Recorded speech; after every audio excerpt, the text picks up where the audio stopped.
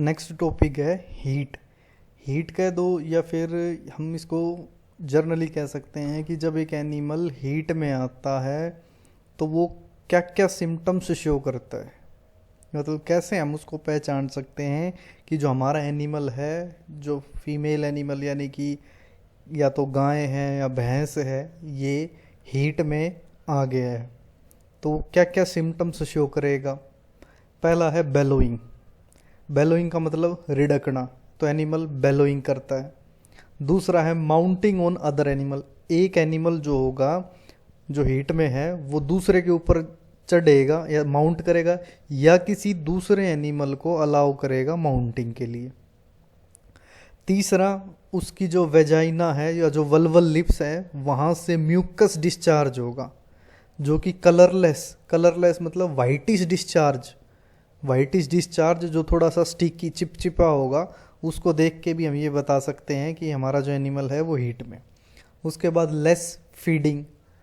जब animal heat में आता है उस टाइम खाना पीना थोड़ा सा कम कर देता है, मिल्क यील्ड होती है वो घट जाती है। और एक कॉमन सिम्टम्स जो आपने देखा होगा, फ्रीक्वेंट यूरिनेशन, बार बार यूरिनेट करेगा, बार बार यूरिन, थोड़ा सा यूरिन किया फिर रुक जाएगा, फिर एक दो सर्कल जैसे मान लो अगर खूंटे के बांध रखा फिर घूमेगा, फिर थोड़ा सा यूरिन पास करेगा, फिर रुक जाएगा, फिर थोड़ा सा यूरिन पास करेगा। तो ये कॉमन सिम्टम्स हैं जिसको हम देख के ये आइडेंटिफाई कर सकते हैं कि हमारा जो एनिमल है वो हीट में है। कौन कौन से सिम्टम्स हो गए, बेलोइंग, दूसरा माउंटिंग, तीसरा उसकी जो वल्वल लिप्स है वहाँ से म्यूकस डिस्चार्ज। म्यूकस डिस्चार्ज कैसा होगा, स्टिकी और कलरलेस। स्टिकी का मतलब चिपचिपा और कलरलेस आपको पता ही। नेक्स्ट उसमें लेस फीडिंग होगी, मिल्क यील्ड आल्सो रिड्यूस्ड, और क्या होगा, फ्रीक्वेंट यूरिनेशन, बार बार यूरिन पास करेगी। नेक्स्ट टॉपिक है अनीस्ट्रस। अनीस्ट्रस का मतलब क्या है। अनीस्ट्रस का मतलब मैंने तुम्हें पहली डेफिनेशन में बताया था। अनीस्ट्रस का मतलब वो कंडीशन जिसके अंदर जो फीमेल एनिमल है वो हीट में नहीं आ रहा।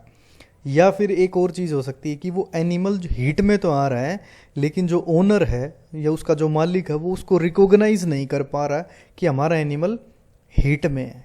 तो ये दो कंडीशन, एक तो वो हीट में ही ना आए, या दूसरा अगर एनिमल हीट में आया लेकिन उसका ओनर था वो उसको रिकॉग्नाइज नहीं कर पा रहा कि हमारा जो एनिमल है वो हीट में है।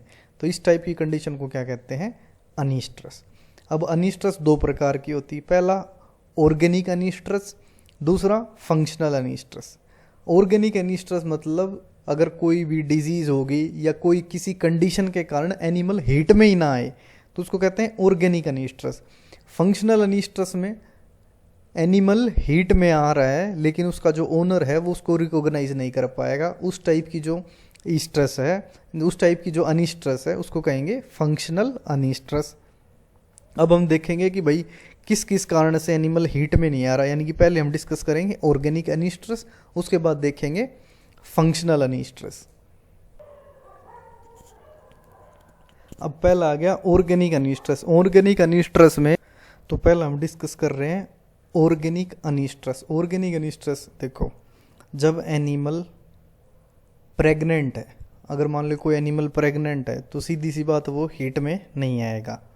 दूसरा, अगर यूट्रस के अंदर कोई डिजीज़ हो गई है, कोई डिजीज़ जैसे कि भाई पायोमेट्रा है, हाइड्रोमेट्रा है, जिसके कारण जो सीएल है उसका लाइसिस नहीं हो पा रहा, या परसिस्टेंट सीएल है जो वो लाइसिस नहीं होगा तो प्रोजेस्टेरोन की कंसंट्रेशन डिक्रीज़ नहीं होगी। प्रोजेस्टेरोन की कंसंट्रेशन डिक्रीज़ नहीं होगी तो ईस्ट्रोजन की कंसंट्रेशन इंक्रीज़ नहीं होगी, और जब तक ईस्ट्रोजन की कंसंट्रेशन इंक्रीज़ नहीं होगी एनिमल हीट के सिम्टम्स शो नहीं करेगा। तो एक तो एनिमल ऑलरेडी प्रेग्नेंट है तो वो हीट में नहीं आएगा। दूसरा, अगर डिजीज़ पायोमेट्रा है, हाइड्रोमेट्रा है, ऐसी कोई डिजीज़ है तो एनिमल। नेक्स्ट है फ्री मार्टिन। फ्री मार्टिन का मतलब क्या होता है कि एक ही हॉर्न के अंदर दो फीटस डेवलप कर रहे हैं, उन दोनों फीटस में से एक फीटस मेल है और दूसरा फीटस फीमेल है।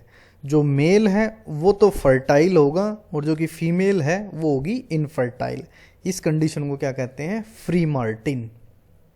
नेक्स्ट है मम्मीफिकेशन। जैसे पायोमेट्रा थी, हाइड्रोमेट्रा थी, ऐसे ही मम्मीफिकेशन और मैसरेशन अगर कंडीशन है तो भी एनिमल हीट में नहीं आता। फिर डेफिशिएंसी होगी किसी मिनरल्स की, विटामिन्स की, तो उसके कारण भी एनिमल हीट में नहीं आता।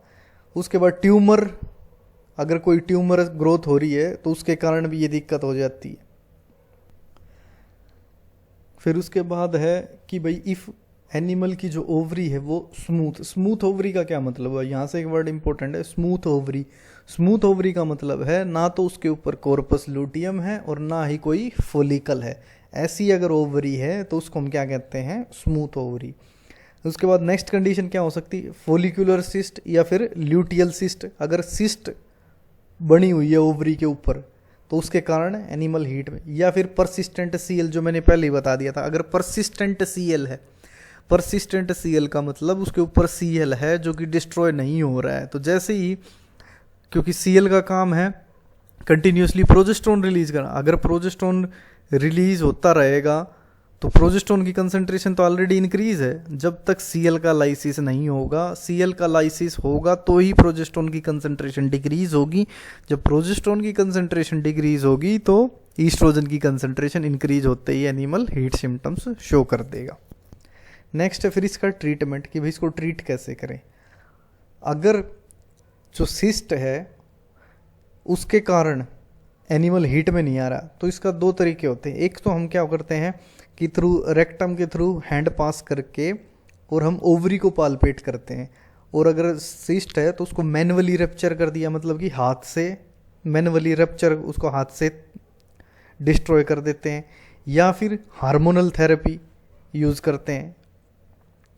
नेक्स्ट है अगर जो अनिस्ट्रस कंडीशन है वो ड्यू टू पायोमेट्रा या हाइड्रोमेट्रा के कारण हो रही है तो पहले हम सर्विक्स को ओपन करवाएंगे, और ताकि जैसे ईस्ट्रोजन हार्मोन दे दिया जिसके कारण सर्विक्स थोड़ा सा ओपन हो जाएगा, ताकि जो जितनी भी पस वगैरह एक्यूमुलेट हो चुकी है यूट्रस में वो बाहर आ जाए। और उसके बाद फिर इंट्रा यूट्राइन मेडिकेशन।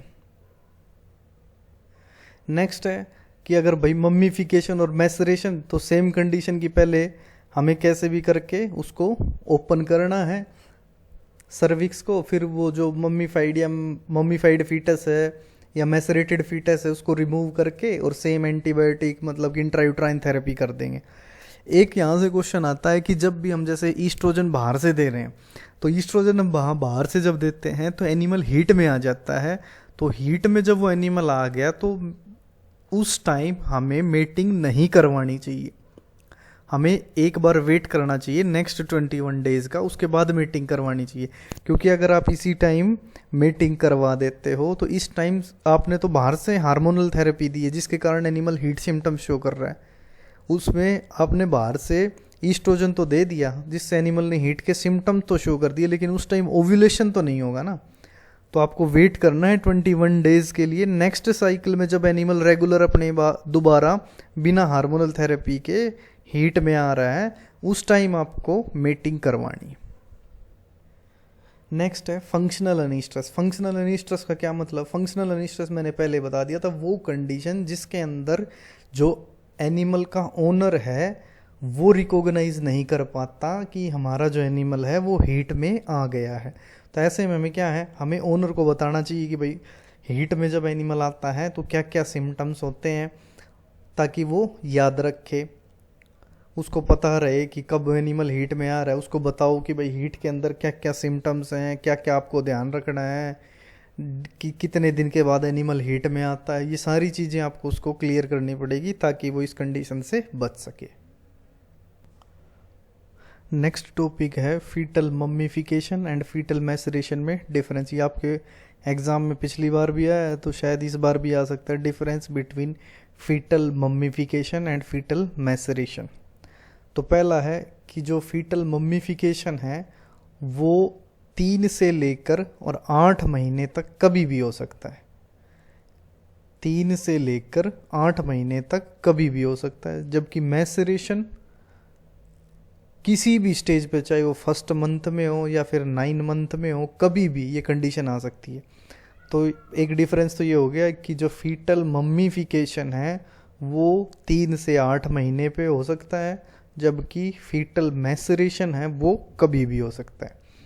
नेक्स्ट है फीटल मम्मीफिकेशन में जो सर्विक्स रहता है वो क्लोज्ड सर्विक्स, मतलब कि सर्विक्स बंद रहता है, जबकि मैसरेशन में रिलैक्स कह सकते हैं या फिर डायलेटेड मतलब कि खुला हुआ, तो रिलैक्स सर्विक्स रहेगा।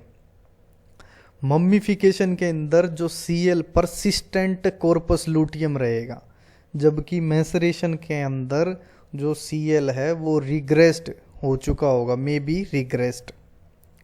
उसके बाद मम्मीफिकेशन में यूट्रस है ना वो स्टेराइल कंडीशन, उसके अंदर कोई इन्फेक्शन कोई ऐसी कंडीशन नहीं मिलेगी, लेकिन एज कंपेयर टू मैसरेशन में जो यूट्रस है ना वो सीवियरली अफेक्टेड रहेगा। उसके बाद मम्मीफिकेशन में क्रीपिटेशन साउंड नहीं आएगी। मैसरेशन में क्रीपिटेशन साउंड का मतलब होता है जब एक बोन दूसरी बोन के साथ रगड़ती है तो जो साउंड प्रोड्यूस होता है उसको कहते हैं क्रीपिटेशन साउंड। तो जो क्रीपिटेशन साउंड है वो सिर्फ मैसरेशन में आता है, मम्मीफिकेशन में नहीं आता। नेक्स्ट है डैमेज टू एंडोथीलियम। इसमें एंडोथीलियम में डैमेज होगा, जबकि मैसरेशन में इसमें डैमेज नहीं होगा, जबकि उसमें डैमेज होगा। किस में डैमेज होगा? मैसरेशन में। इसके अंदर वेजाइनल डिस्चार्ज नहीं होगा, जबकि इसके अंदर फाउल स्मेलिंग, फाउल मतलब जिसके अंदर एक बहुत ही बेकार या बहुत ही गंदी स्मेल आए वैसा रेडिश कलर का डिस्चार्ज होगा। इसके अंदर एक चांस है कि कंसेप्शन हो भी जाए, मतलब नेक्स्ट टाइम प्रेगनेंसी हो भी जाए, लेकिन मैसरेशन के अंदर नेक्स्ट टाइम की प्रेगनेंसी फेलियर कॉमन है कि एक बार ये कंडीशन हो जाती है तो एनिमल को हमें स्लोटर के लिए ही भेजना पड़ता है। इसके अंदर मम्मीफिकेशन के अंदर सिस्टमिक इन्वॉल्वमेंट नहीं होती, जबकि उसके अंदर सिस्टमिक इन्वॉल्वमेंट होती है। ये कॉमन इन स्वाइन, स्वाइन का मतलब होता है सुअर, ये सुअर के अंदर कॉमन है जबकि वो काऊ के अंदर कॉमन है। इसके अंदर पेरिटोनाइटिस की कंडीशन नहीं होती। जब एक बोन दूसरी बोन के साथ रगड़ती है तो वहाँ से कुछ फ्लूइड लीक कर जाता है जो एक्यूमुलेट कर जाता है, तो पेरिटोनाइटिस की कंडीशन मैसरेशन में कॉमन है क्योंकि इसी में कुछ ना कुछ रप्चर होने के चांस ज़्यादा होते हैं, लेकिन मम्मीफिकेशन में ऐसी कंडीशन नहीं पाई जाती।